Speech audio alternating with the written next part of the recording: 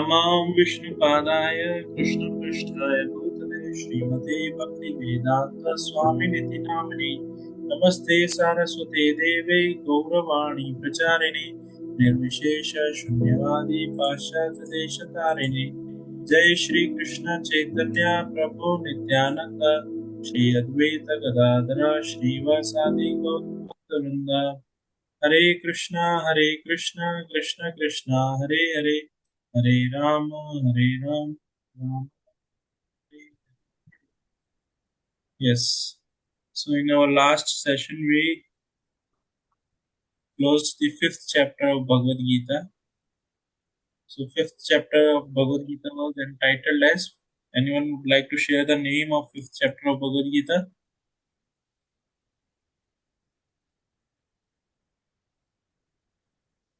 Anyone remembers fifth chapter Bhagavad Gita name? So fifth chapter Bhagavad Gita name was Karma Yoga, Action in Krishna Consciousness. And there were 29 verses where Arjuna started inquiring from Krishna to eradicate his doubt, his confusion, whether I should work or whether I should renounce the work. So Krishna, he started clarifying the doubt of Arjuna that you no need to renounce the work. You have to renounce the fruit of the work. That is known as Nishkam Karma Yoga.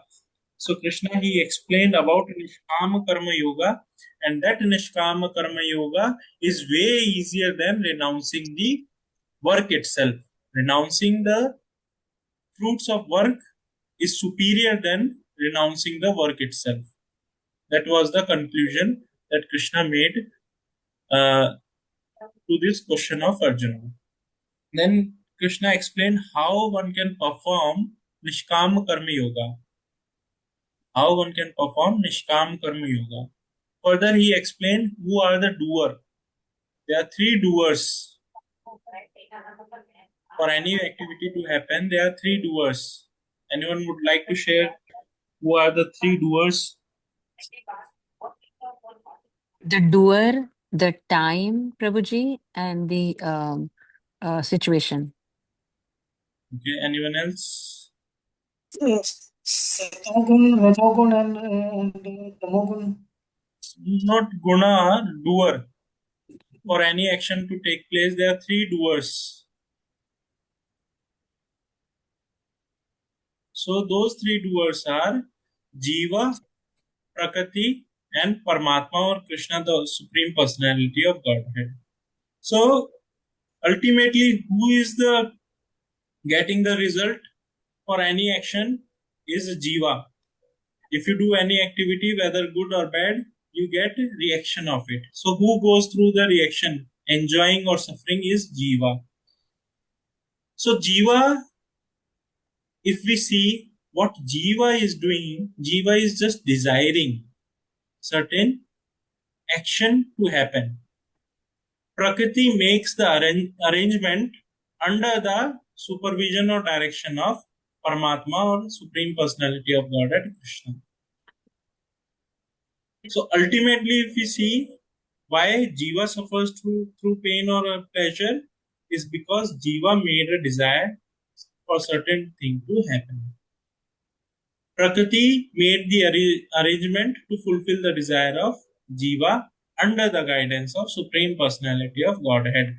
That's why Krishna, who is a Paramatma, is doing two things. Upadrashta Anumanta. We'll see in further chapter, Krishna explain. He is acting as Upadrashta Anumanta. Anumanta means he just sanction, and Upadrashta, he is just seeing what is happening. So these are the three doers. Then Krishna explained about liberation, how one can attain liberation, and the quality of such a liberated person. He explained how he behaves, all that he explained. Then Krishna ended the fifth chapter. What is the ultimate peace? How one can attain the ultimate peace in his or her life by understanding three things. What are those three things? Anyone would like to share?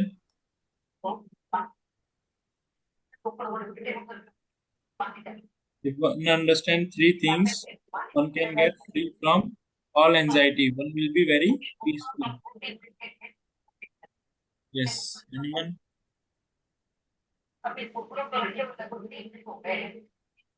So the three things are भोक्ताराम यज्ञ तपसाम सर्वलोक महेश्वरम सुहृदम सर्वभूतानां ज्ञात्वा माम शांतिम गच्छति. Bhoktaram, that Krishna is the Bhokta, beneficiary of all the penances, all the kinds of work. He is the beneficiary of all kinds of work. Who? Krishna. One who understands this thing can be peaceful. Second is Bhoktaram Yagnas Tapasam Sarvaloka Maheshwaram. He is the proprietor of entire existence. Krishna is the proprietor. Just like when suppose you are working for a shop or in a mall. So if you are aware that this mall or shop belongs to owner and I am working for the owner and you work with full honesty, all ethics you are following and you are working. So you can have peace. But if you think this shop is mine, whatever money collection I am getting for at the end of the day, it is mine. You cannot be at peace. Certain, legal actions will be taken against you and you may be behind the bars. Third is Suhridam Sarva Bhutanam. Krishna is the well-wisher for all the living entities. He is the friend and well-wisher of all the living entities. So that was the peace formula that Krishna gave. One who realizes these three things can not get, under any situation and circumstances, he will not be disturbed. He will not be disturbed. Now coming to starting this new chapter, chapter number 6.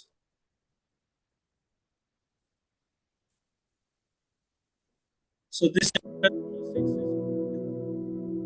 Dhyana Yoga.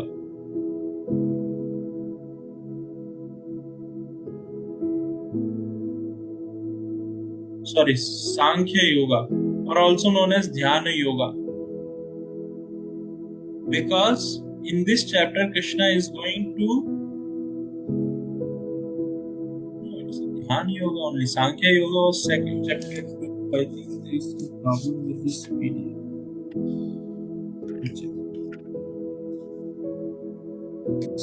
Yoga.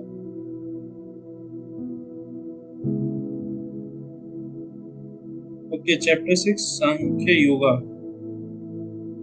In this chapter, Krishna is, this is also known as Dhyana Yoga. In this chapter, Krishna is going to explain eightfold steps for Ashtanga Yoga. They are Ashta means there are 8 process,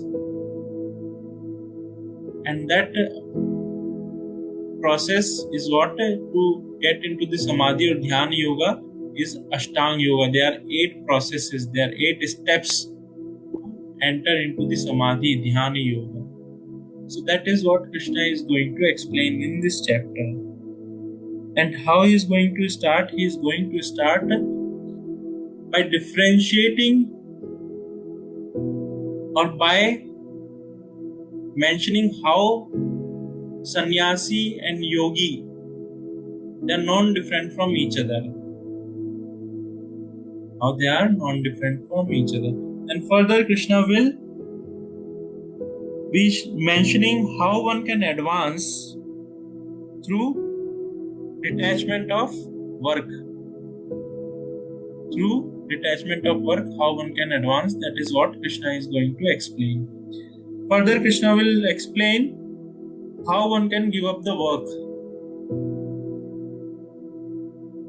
Then he will start with Ashtanga Yoga. In Ashtanga Yoga, first section will be basic. Then advanced level of Ashtanga Yoga Krishna is going to explain. Then Krishna will explain about the necessity of controlling the mind, why it is so important to control the mind, and what is the destination of those who are practicing yoga but due to certain reasons they may fall down. So what is their destination? Destination of unsuccessful yogis. That is what Krishna is going to explain. Then Krishna is going to end this chapter with the explanation or giving the conclusion who is the topmost yogi. So this Bhagavad Gita, Krishna, if you see, he is explaining yoga ladder. He explained about Karma Yoga, Sankhya Yoga. Sankhya Yoga also known as Jnana Yoga, then Dhyana Yoga, and then further Bhakti Yoga. So yoga ladder he is going to explain. So this sixth chapter comprises of 47 verses, and this sixth chapter is also very important for a practitioner of Bhakti Yoga, because in this sixth chapter one can understand why it is necessary to control the mind when one is practicing spirituality or one is practicing yoga. One can understand this thing. So we'll start with the first verse of the sixth chapter. All of you please join in chanting this shloka. This is one of the important shloka of Bhagavad Gita. Shri Bhagavan Vacha Shri Bhagavan Vacha Anashrita Karma Phalam Anashrita Karma Phalam Karyam Karam Karoti Ha Karyam Karam Karoti Yah Sa Sanyasi Cha Yogi Cha Sa Sanyasi Cha Yogi Cha Na Niragnir Na Chakriya. Na Niragni Na Chakriya. Is anyone would like to chant this shloka?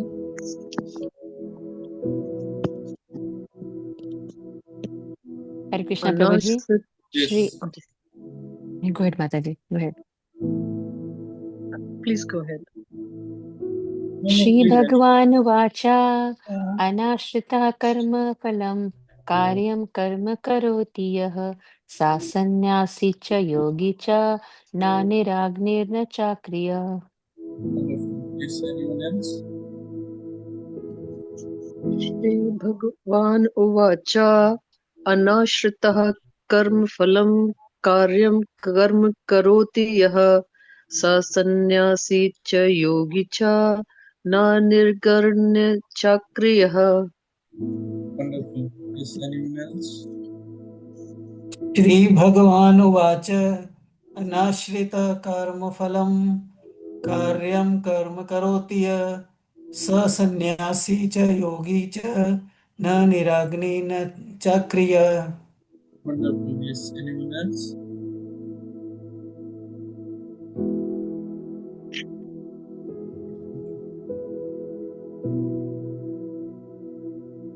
Translation.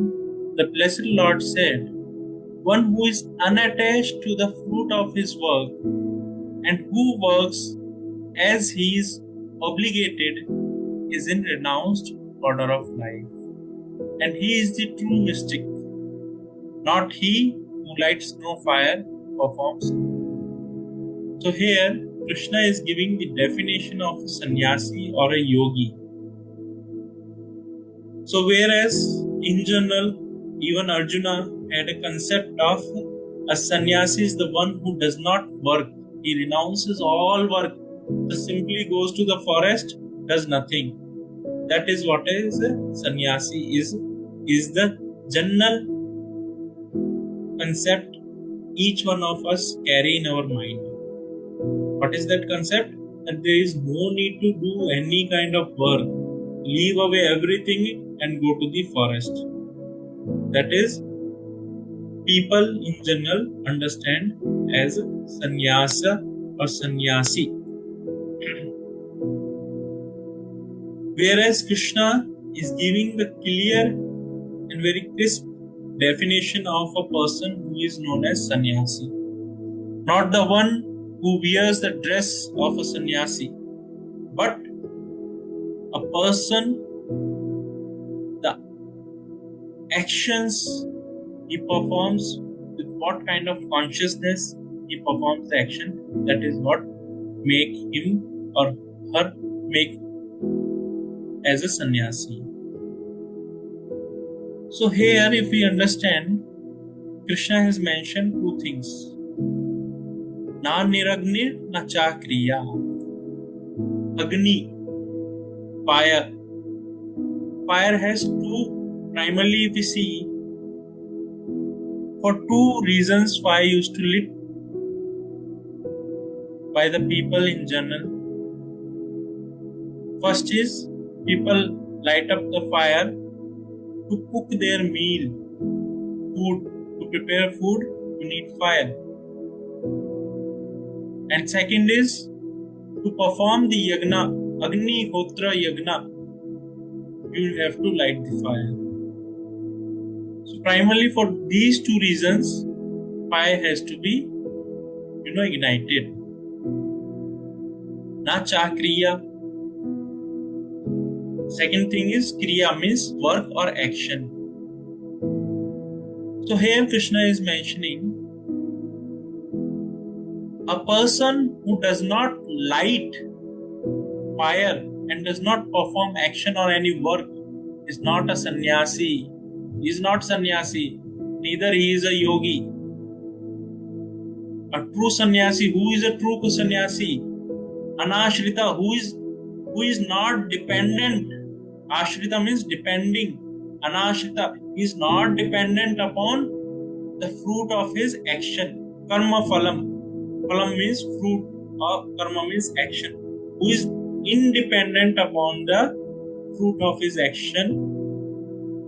But karyam karam karotiya. He is working. But he is working, why? Because he is obligated. He is performing his duty out of obligation, not out of getting some result. Just like in the Gurukul, earlier Gurukul system was there. So in the Gurukul, the kids or the children who are coming to get education in a particular field, how they used to get trained is they are working under the guidance of their master. Whatever master is asking, they are performing that work. In return, if master does not call to that disciple for the dinner, so that disciple has to fast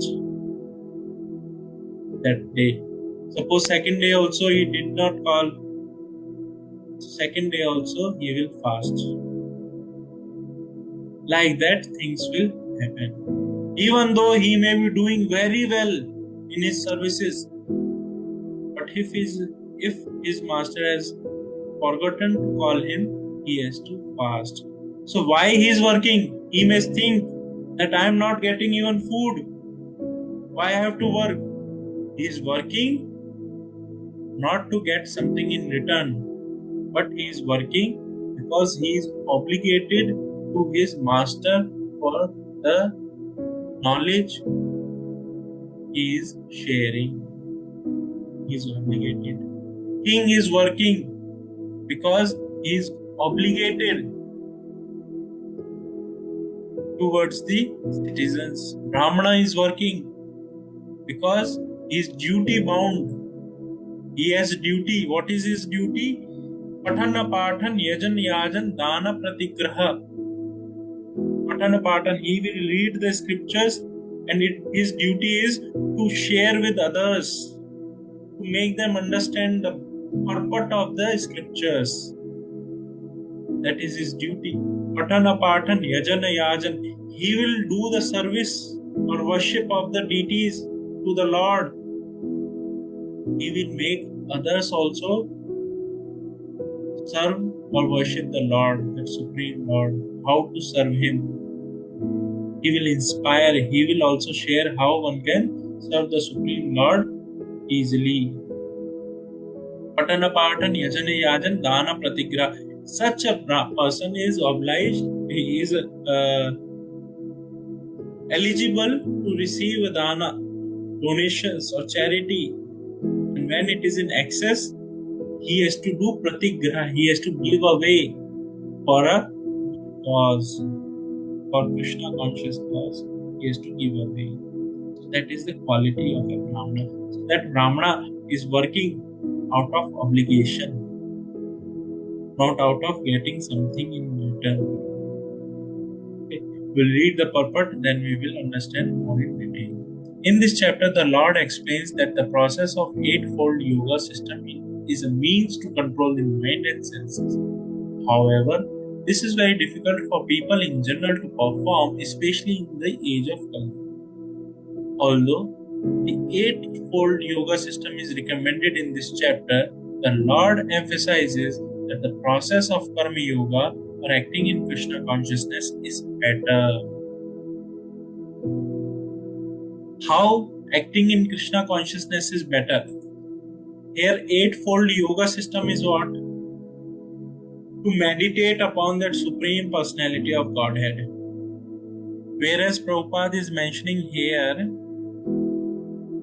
that Krishna will be explaining that working in Krishna consciousness is better than meditating or going into the Samadhi is better. How we can understand this thing? Just like suppose in a house, a mother is there, a child is there, young child, small young child is there. So that child, by nature, soul is active. Soul tendency is to perform action, is active by nature. Soul will be performing various activities. Cannot sit ideally. Has to perform certain actions. That is the nature of the soul, because soul is active. So now, especially in child, we can see they cannot sit quiet. They will be something or other, they will be doing some work, some kind mischievous work, sometimes some fruitful work, this and that, something they will be doing. If they have nothing to do, they will be doing mischievous work, simply creating disturbance for the mother or in the entire home. Complete ruckus they will create. Right? Those who are having kids, you might have experienced this thing. At least I have done in my childhood. But what a mother will do, a mother will try to engage her kid in a positive engagement. She will try to create. How? She will try to make her child, if she asks her child to sit quiet, child cannot sit quiet for a long time. Not possible. After some time again he will start doing something or other. Very tough for child to control this thing. Whereas if a mother, she creates a positive or fruitful engagement for the child by engaging the child in various activities, sometimes in playing mind games. There are a lot of games are there which can enhance or help a child to improve aptitude or certain problem solving abilities. Will engage her in mother will engage that child in some singing, dancing, arts, music, all such creative activities, so that child is engaged in a positive way. It's not creating nuisance in the home. Same way, because in Kali Yuga we are very less intelligence and our mind is very less restless, filled with anxiety, it is very, very important that one is engaged in performing work for Krishna, acting in Krishna consciousness. By doing that, what happens basically? Suppose now small work if we take up. Suppose you have to prepare some nevedya or some offering or some bhoga for the Lord. So you will be thinking, what shall I prepare for my Lord? What shall I prepare for Krishna? Oh, last week I prepared, suppose, rajma chawal, some rajma rice, all these items. Today I should prepare something very different. What I should feed to Krishna? What should I prepare? So what you are thinking?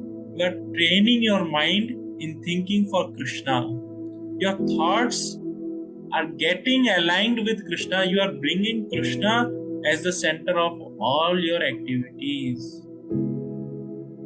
Because one of the primary activity of this human body is eating. So when you serve Krishna, offer this thing, various offerings to Krishna, what is happening? You are bringing Krishna as the center of your life. You are starting thinking of Krishna. And this is what is the essence of human form of life, is to always think of Krishna. Never forget Krishna. So what is happening back of your mind? You are thinking, oh, what should I prepare for Krishna? Today suppose I have prepared chapati. Tomorrow let me prepare some dosa or let me prepare some paratha. So like that, your mind is engaged in thinking for Krishna. Just like when Krishna used to go to tend the cows. So Mother Yashoda and various such gopis, they were always absorbed in thinking how Krishna can be taken care and what he might be doing. And once Krishna is back to home, what shall I do? Whether Krishna has taken food or not, all this thought she is absorbed in. We'll move further. Everyone acts in this world to maintain his family and their paraphernalia, but no one is working without some self-interest, some personal gratification, be it concentrated or extended. So if we see in nutshell, every one of us are working either for our own self, for our family members, for the society, for the relatives, and all these things, for the nation, for the entire human existence. So these are what? These are extended self. Just like when we say in Sanskrit, there is a word Atma. So Atma has various meaning based on the context. Atma refers to the body, Atma refers to the mind, Atma refers to the soul, spirit soul, based on the context. So same way, many a times if we see at the end of the day for what we are working, all of us have a tendency to serve. That is the constitutional position of the Jiva, is to serve. So what we are doing every day, we are serving our own self, satisfying our own senses. My senses want to eat this thing, I am serving my senses. My senses want to see something good, I am serving my senses. Every day, what I am doing, I am trying to satisfy my senses by serving. Second is, if not me, my friends, my family members, my relatives, society, I am trying to satisfy or serve them in different ways. Or at workplace, we try to satisfy. The criteria of perfection is to act in Krishna consciousness and not with a view to enjoy the fruits of work. Whereas the reality should be, our actions or our service should be for Krishna. Whereas one more important thing is, not with the mentality or with the mindset of getting some fruits for the enjoyment of the self. We should not think that I am getting something. Like, always we have this tendency to keep some commission for our own self. we should try not to keep such commission or gratification for our own self. To act in Krishna consciousness is the duty of every living entity because all are constitutionally part and parcels of the Supreme. The part of the body work for the satisfaction of the whole body. The limbs of the body do not act for self-satisfaction but for the satisfaction of the complete whole. Similarly, the living entity who acts for satisfaction of the supreme whole and not for personal satisfaction is a perfect sannyasi, the perfect yogi. So we see the tendency of the jiva is to serve, right? Now, being part and parcel of that supreme personality of Godhead Krishna, because we all of us belong to Krishna, we are his amsha. So it is our duty to serve Krishna, to satisfy Krishna, just like this hand has a duty, has an obligation. This hand, if we see, has an obligation towards the entire body. Suppose this hand starts getting some kind of disease, got separated from the body. I chop off my hand, suppose. So this hand is of no value, has no use, got separated from this body, will rot and will get vanquished. The same way, if we are not engaged in the service of Krishna, our existence has no meaning. Just like if you see fire, when a spark gets separate from the fire, after certain moments, after certain moments, that spark will get vanquished. There will be no light or no fire in that spark, a small particle that, because got separated from the fire. Same way, if we are not engaged, because our constitutional position is to serve, to do some activity to serve, if we are not engaged in the service of Krishna, then what will happen? Our existence has no meaning at all. It is as good as maintaining a dead body. It is as good as maintaining a dead body. So we should try to think of Krishna, Krishna's activities, engage in Krishna's activities, think of his pastimes, like that we should try. So such a person who is acting for Krishna's satisfaction, not for his own personal satisfaction, is real sannyasi, is a perfect sannyasi or a perfect yogi. Whether he may have worn that or taken up that attire or not does not matter. For what purpose? He may be doing the same activity, just like we are also eating. Other people outside, they are also eating. Activity is same. But here we are eating, having Krishna's prasadam. And that by having Krishna's prasadam, it is giving pleasure to Krishna. It's giving pleasure to Krishna. So we should try to work for the satisfaction of Krishna, and that is what is real sannyasa is. Move further. The sannyasis sometimes artificially think that they have become liberated from all material duties and therefore they cease to perform Agnihotra yagnas.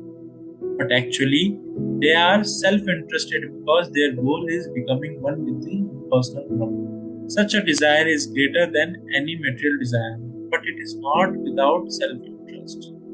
Similarly, the mystic yogi who performs the practice of yoga system with half open eyes, ceasing all material activities, desires some satisfaction for his personal self.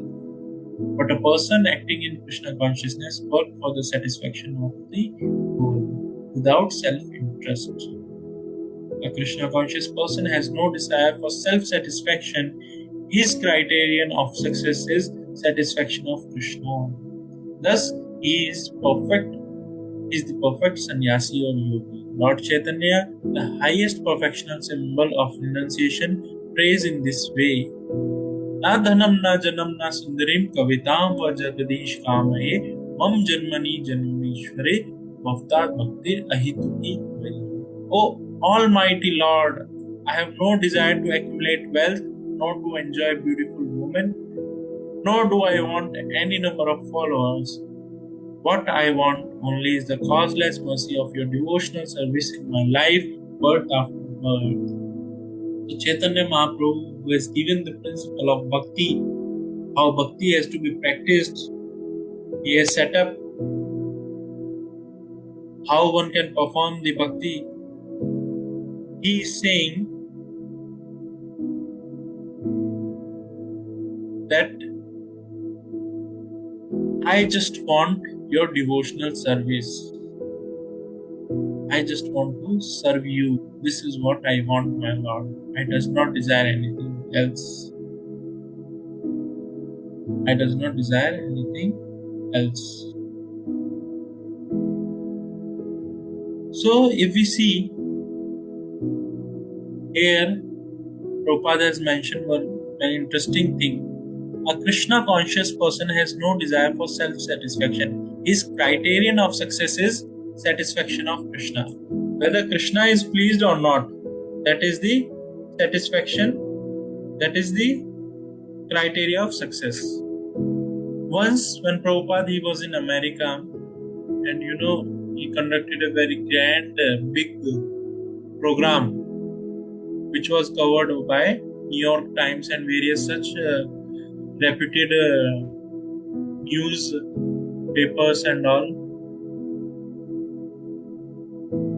So Prabhupada, when those articles came into the newspaper, front page it is covering, that news is getting covered. So his disciples, they are showing Prabhupada, oh Prabhupada, see how this news has come about our Kirtan program that we conducted last night. Prabhupada asked, count how many times they have mentioned Krishna.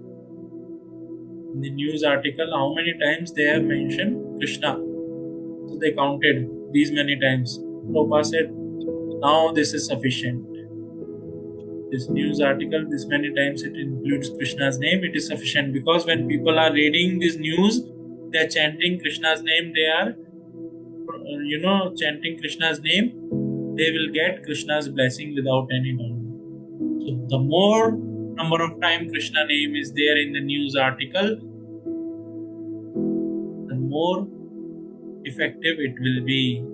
So that is the criteria for Prabhupada, to see whether this news article is good or not. We'll move to the next verse. Yam sanyasamiti prahur yogam tam vidhi pandava nahi asanyasta sankalpo yogi bhavati kaschana. Translation. What is called renunciation is the same as yoga, or linking oneself with Supreme. For no one can become a yogi unless he renounces the desire for sense gratification. For no one can become a yogi unless he renounces the desire for sense gratification. Yogi means what? Yoga word has come from Sanskrit, one word called yuj. Yuj means to link or to connect. Connect with whom? With the Supreme Personality of Godhead. The Supreme Personality of Godhead. A yogi is one who connects himself to the Supreme Personality of Godhead. And how one can become a yogi? One can become a yogi when he has mastered or tamed or controlled all over his senses, when he has full control over his senses, not by artificial ways of being, but by his willpower, by his realizations, when he has full control over the senses, when he has full control over the senses, such a person is a yogi and he can meditate or link himself with the Supreme. Now, what is called renunciation? How this is seen? Renunciation or a renunciant is the one who is aware, who is well aware that nothing belongs to me. Nothing belongs to me. Everything belongs to Krishna. He is the Sarvaloka Maheshwaram. That's how it is getting connected. Krishna is bringing this Sanyasa Yoga because a person who is aware that everything belongs to that Supreme Personality of Godhead, who is the Sarvaloka Maheshwara, is a real sannyasi. Because he knows nothing belongs to me, everything belongs to Krishna. So this everything has to be engaged in Krishna's service. He may be, that sannyasi may be dealing with crores of rupees he might be dealing. But he is very well aware this entire money belongs to Krishna, has to be engaged in his service alone. That is a real sannyasi. Not like, oh, I am getting 10 crore, let me keep at least 2 lakh rupees, 5 lakh rupees for myself. No, that is not a sannyasi. A sannyasi is one, or suppose he has got 10 crores, so entire, each and every penny of it, he is very well aware it belongs to Krishna and it has to be engaged in Krishna's service.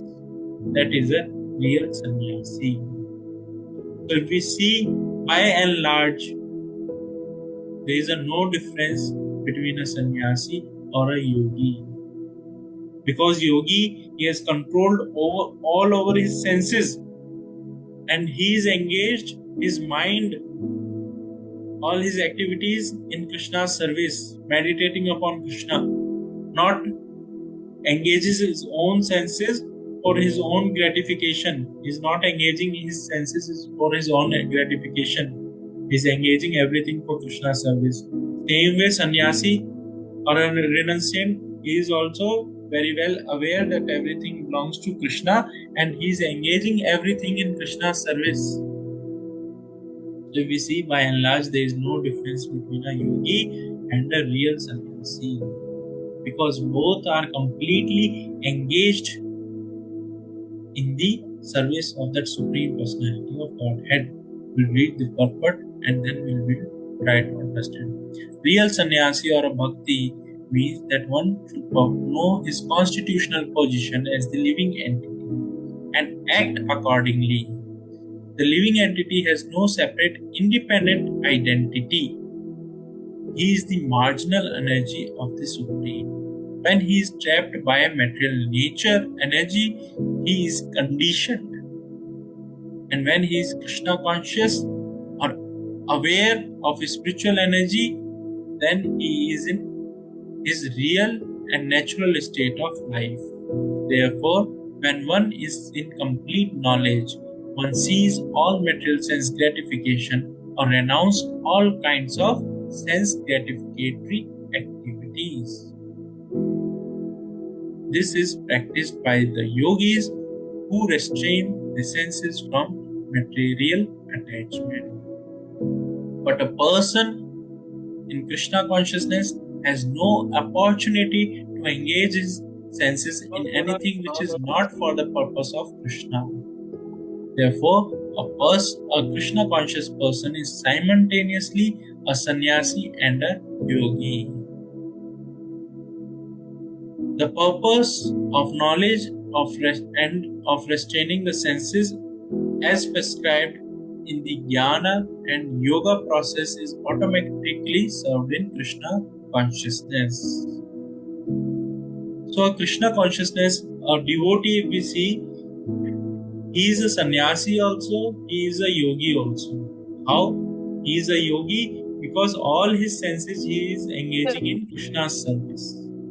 He is a sannyasi because he is very well aware that everything belongs to Krishna. He is very well aware that everything belongs to Krishna.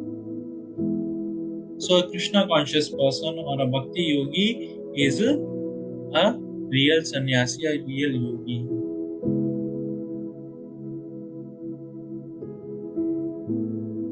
When he is working, a person is working for material sense gratification. So what is happening under the influence of material energy? He get conditioned in a particular way.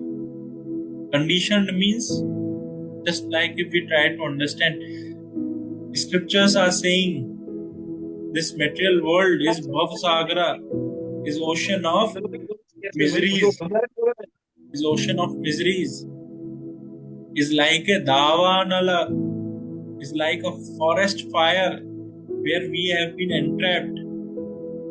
But most of us fail to recognize this thing, that how this world is ocean of miseries. We say, no, Prabhuji, it is so nice. You have not lived your life. How can you say this material world is ocean of misery? You live your life, enjoy it. Then you will see this world is not an ocean of miseries. How it is an ocean of misery. But we see that how scriptures are saying, Padam padam yad vipadam na desham. Each and every step in this material world is full of danger. It's full of danger. You try to do something, something else will happen, which is not as per your desire. And it brings certain kind of, just like people, they try to, they invented this plastic so that entire world may get benefited. Now entire world is going through severe problem how to get rid of this plastic. This plastic has created such a, big problem in the society that in the form of microplastic, lot of plastic is, we are consuming every day, and it is getting a cause or source of lot of miseries or disease in our life. Big disease, not a small disease. Big disease we are getting, like cancer. All these problems we are going through. We thought at one point of time plastic can solve our problem. Same plastic has become a cause of misery.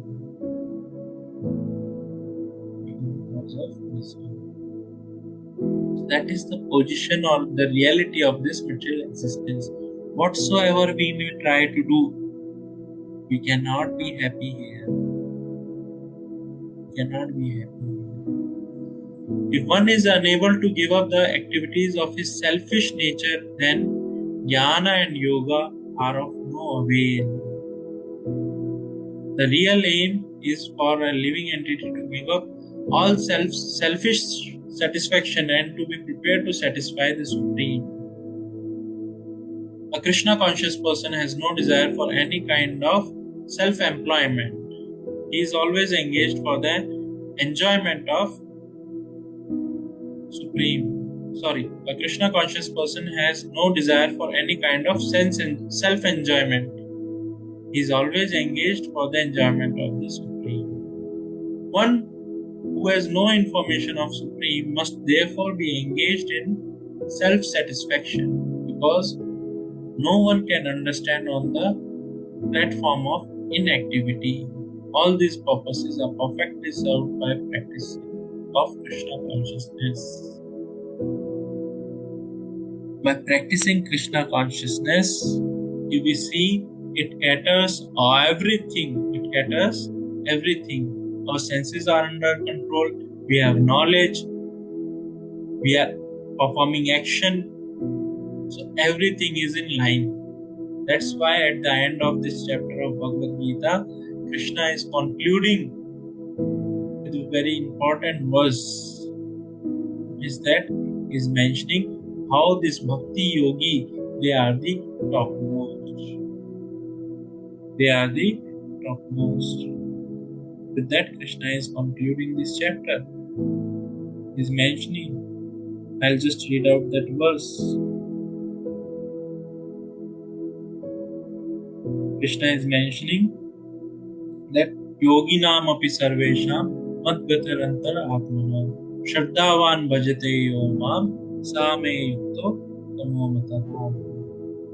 In my opinion, Uttama, what is the topmost, what is the highest, is yoginam api sarvesham, among all the yogis, sarvesham, among all the yogis, mat gater atmana, one who is mat, is thinking of me. Shraddhavan bhajate yomam, with faith he is engaged in my service. Bhajna yomam is engaged in my service. Such a yogi, in my opinion, is the Uttama, is the highest, is the topmost. So if we see a devotee or a practitioner of Krishna consciousness is a real sannyasi, because he is very well aware that everything belongs to Krishna, that supreme personality of Godhead. He is the Sarvaloka Maheshwaram. So everything should be engaged in his service. And he is also topmost yogi, because yogi means what? He has to control over his senses and engage his mind in thinking of Krishna. So what is happening? We are engaging all our senses in Krishna's service, and by that our mind is absorbed in thinking of Krishna. So both the purpose are getting sold. Or a person is able to control the senses, is able to work with full knowledge for Krishna, and that is what is wanted. Because by nature, our nature is what? Soul's nature is very active, is to serve. Jivera Savrup Hoy, Nityera Krishna Das. We are the servant of Krishna. That is our constitutional position. So if we serve Krishna, we will see all the purposes will be solved. With this, we'll end here. Anyone has any question or anything to ask or share, please feel free to ask or share. Any questions?